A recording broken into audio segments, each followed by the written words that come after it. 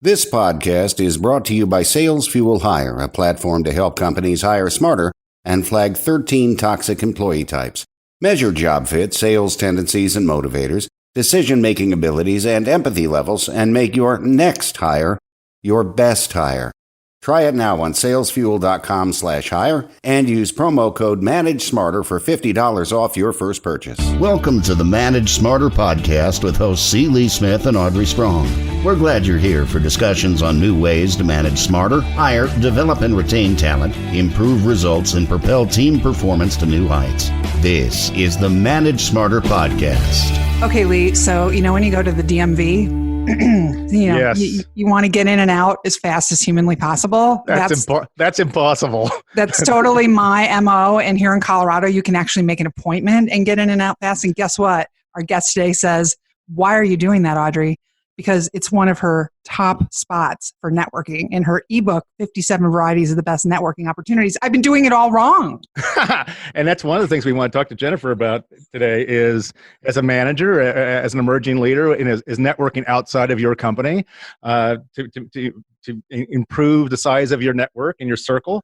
But also if you're in sales in particular, networking is critically important, but also networking inside your company. And we want to talk about all three of these things today with Jennifer. Exactly, everybody. Jennifer Gitomer is our guest. Welcome to Manage Smarter, everybody. I'm Audrey Strong. I am the Vice President of Communications here at Sales Fuel. And I'm C. Lee Smith, the President and CEO of Sales Fuel. And if I'm not mistaken, Jennifer, is this your first podcast as Jennifer Gitomer? This is. I wasn't born yesterday, though. Oh, I know that. Well, everybody, and if you don't know Jeffrey Gitomer and Jennifer Gitomer, she is a speaker, trainer, writer, blogger, Facebooker. Oh, man, she's on and on. Instagrammer, tweeter, YouTuber, and podcaster, online, on point, and on the money. And I love her because she's a New Yorker as well. Her podcast, Sell or Die, with co-host Jeffrey Gitomer, gets over 100,000 downloads a month. We are aspiring to that, Jennifer. Mm-hmm. Jennifer founded Sales in a New York Minute to share her passion and strategies for success with salespeople and businesses worldwide. Author of Sales in a New York Minute, 212 pages of real-world and easy-to-implement strategies to make more sales, build loyal relationships, and make more money. And that ebook that I referenced earlier. There's just some things, Jennifer, you've come up with I would never think as a networking location. Well, I have to admit, I would rather go in and out of the DMV and not like talk to most people. However, you bring up a great point because you never know who you're going to meet when you go somewhere. That's true. You got to take your business cards wherever you go.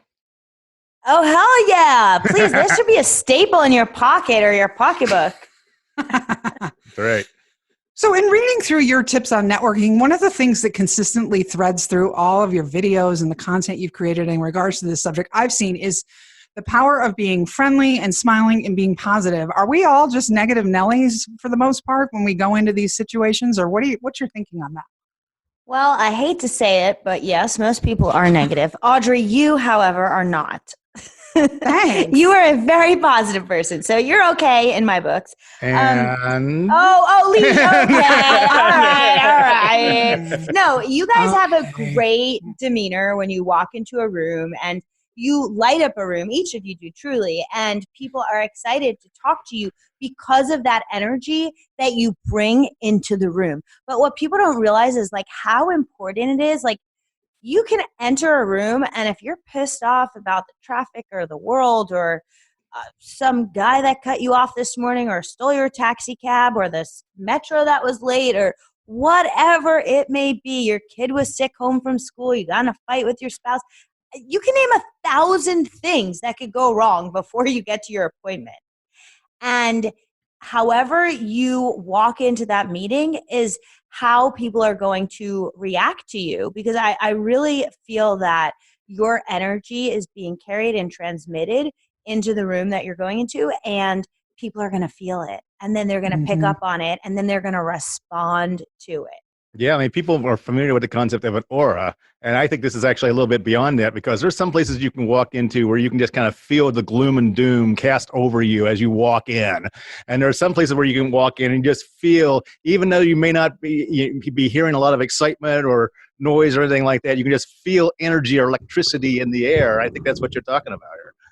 Yeah. And the cool thing is that like, no matter where you walk into, you get to recreate that energy because you're an additional, this is going to sound so woo. And I apologize. I don't think your podcast is very woo, but I am. And, and, you can walk into one of those gloom and doom situations, but by being you and bringing your amazing energy, you can change the entire energy in the room. You can turn around the whole world with a smile. Like Mary Tyler Moore. Oh, yeah. Yeah, but like you said, if the body language and the energy that you're throwing off is bad, nobody's going to listen to anything that comes out of your mouth. It really has to start with this and then move on from there. Well, yeah, I used to go to this networking meeting in New York City with like 80 other people who networked, okay, every Wednesday. And people would get up and give their 30-second commercial. And yes, they only had 30 seconds to say who they were, what they wanted to, what they did, and who they were looking to meet. And so, you'd get some people who would stand up, and in a room that can fit 80 people, you really have to project.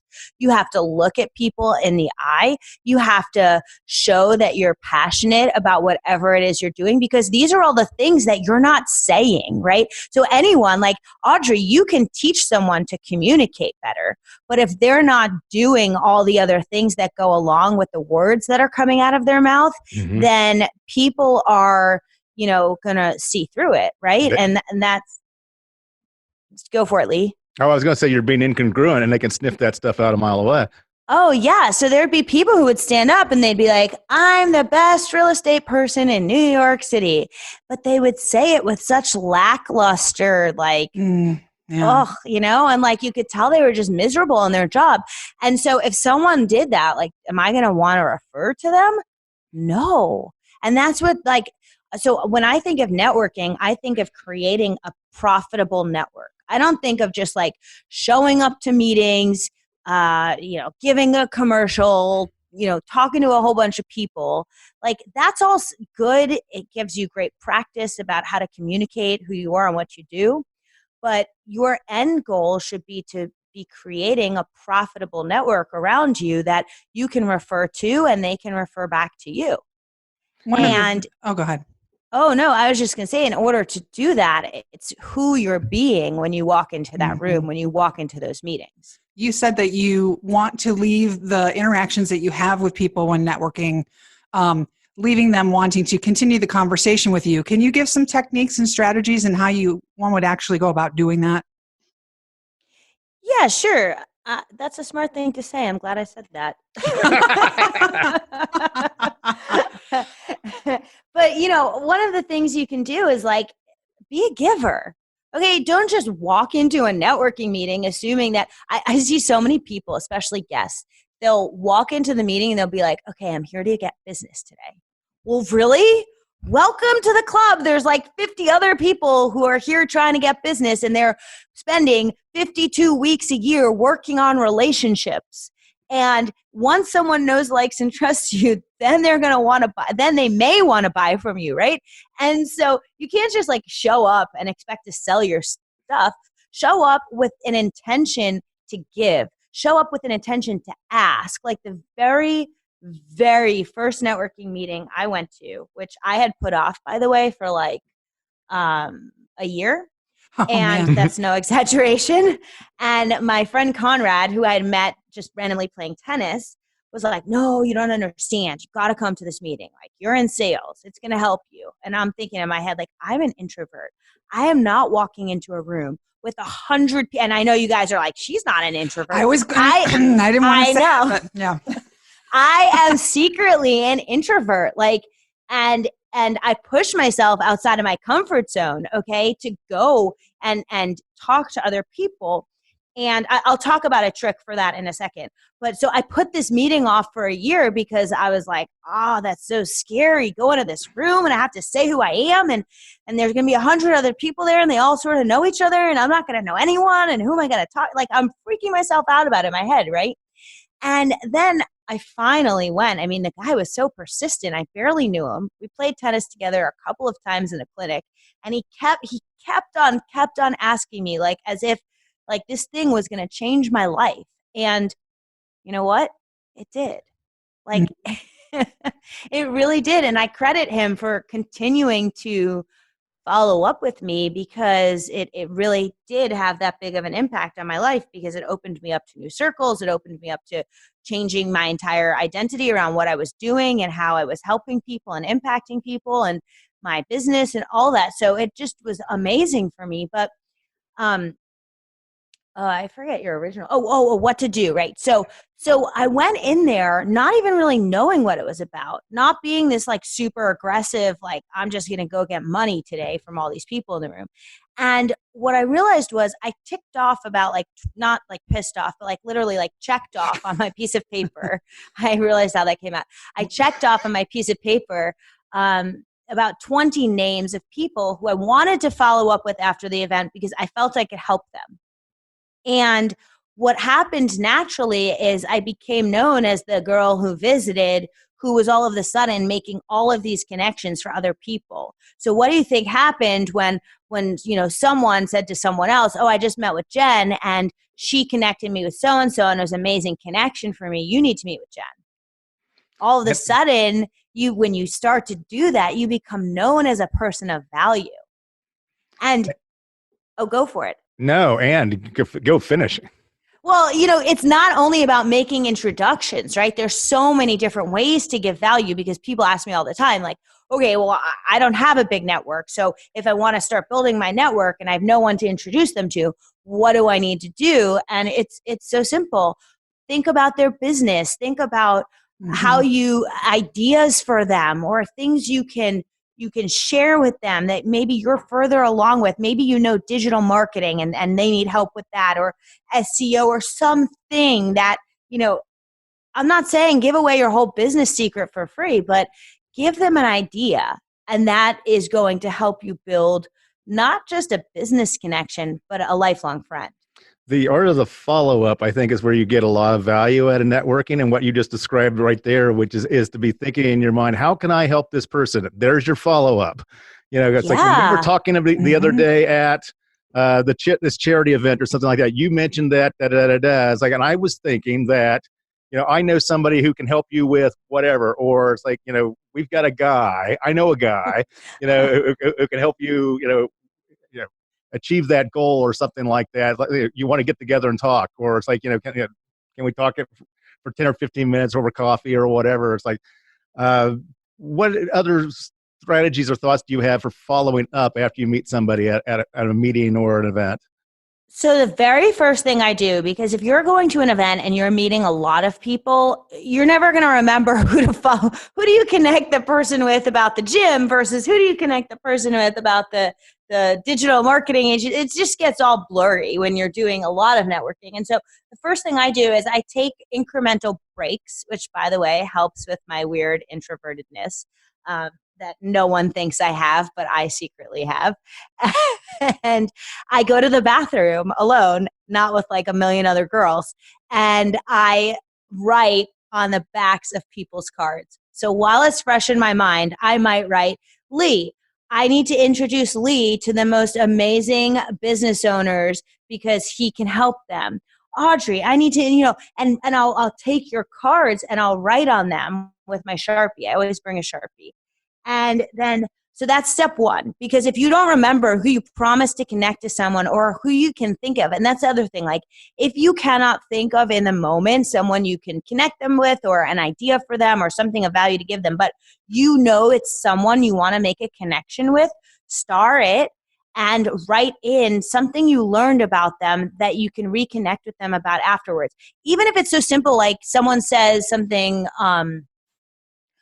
they're going to their kid's birthday. They're hosting their kid's birthday party that weekend.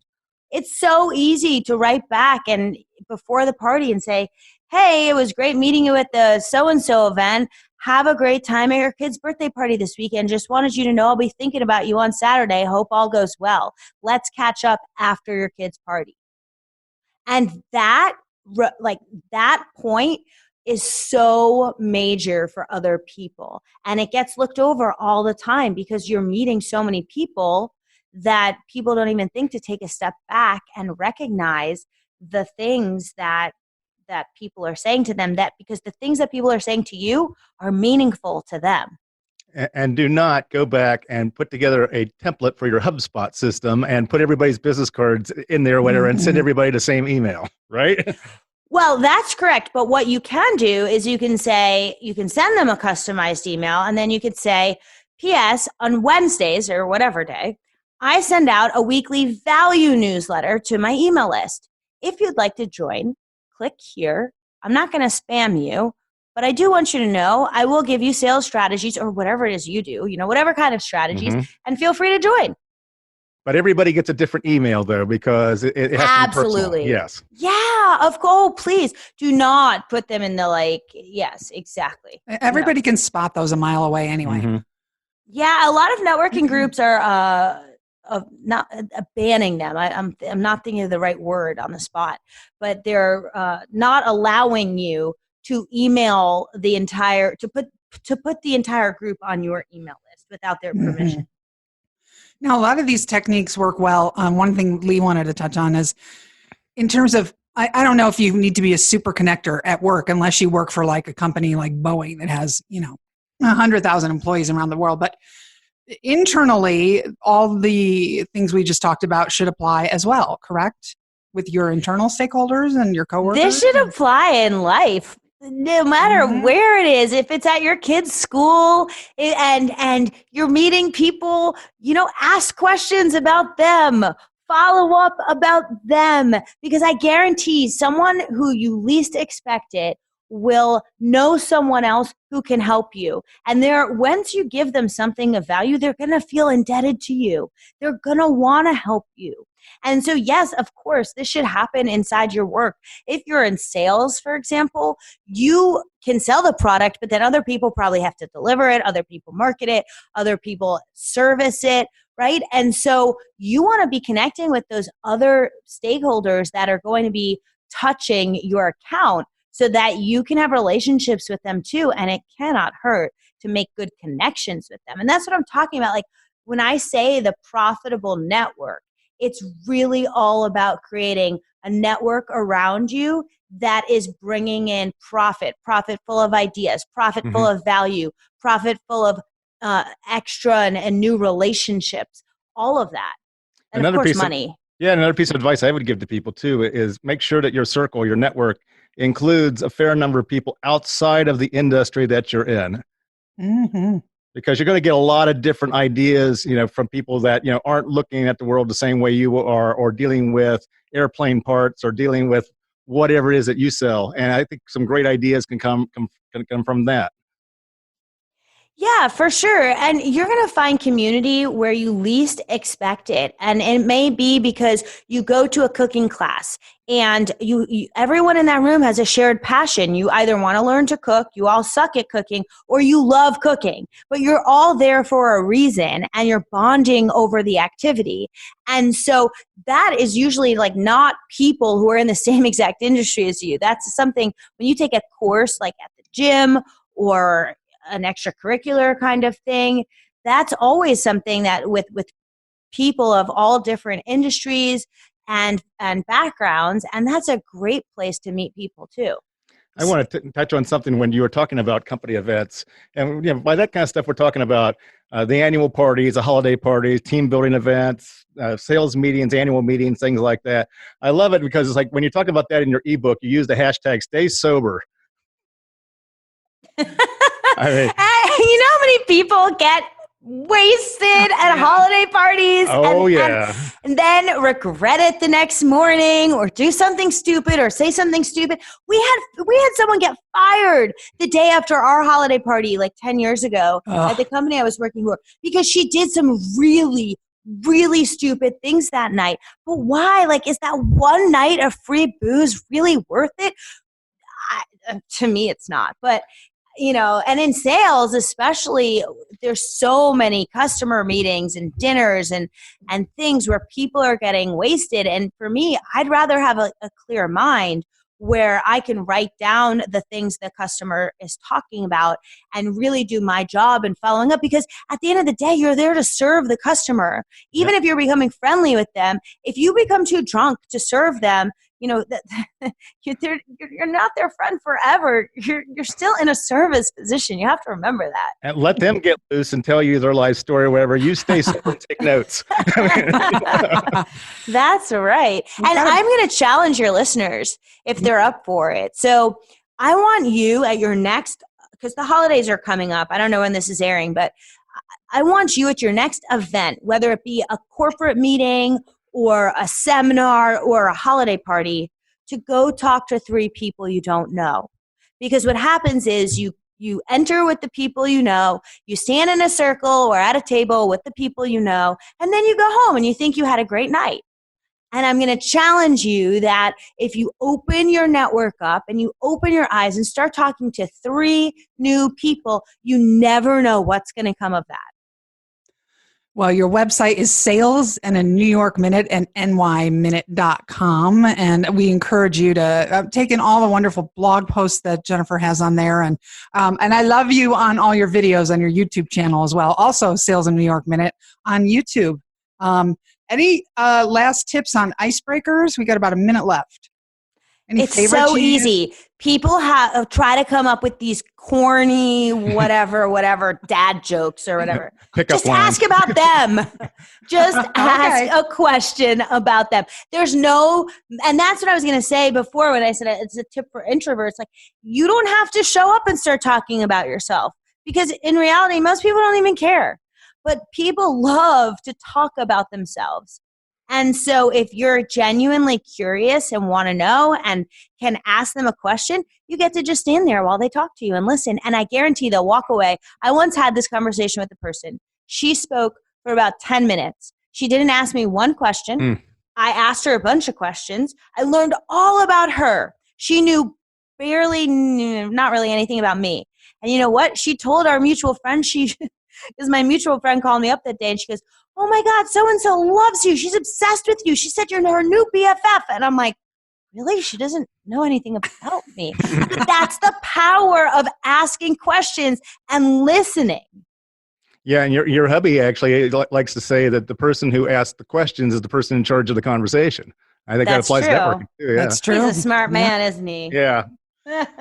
Well, we hope you will all subscribe, rate, and review this podcast. Tell a friend. Tell what did I say last episode? They said, tell your aunt's second cousin twice removed. To subscribe. And the dog. And the dog. If they have a podcasting account, make sure, please give us 5 stars. It really helps extend the reach of the show. And maybe at some point we will be like Jennifer and have 100,000 downloads in a month. So please. But in the meantime, we're just going to be content with being guests on the Sell or Die podcast, which I'm looking forward to. We love having you guys on. Oh, Jennifer, thanks for your time today. And I think everybody got some great tips. This was awesome. Thanks for listening. If you enjoyed the show, please rate and recommend on iTunes, Overcast, or wherever you get your podcasts. You can also get more great information at salesfuel.com.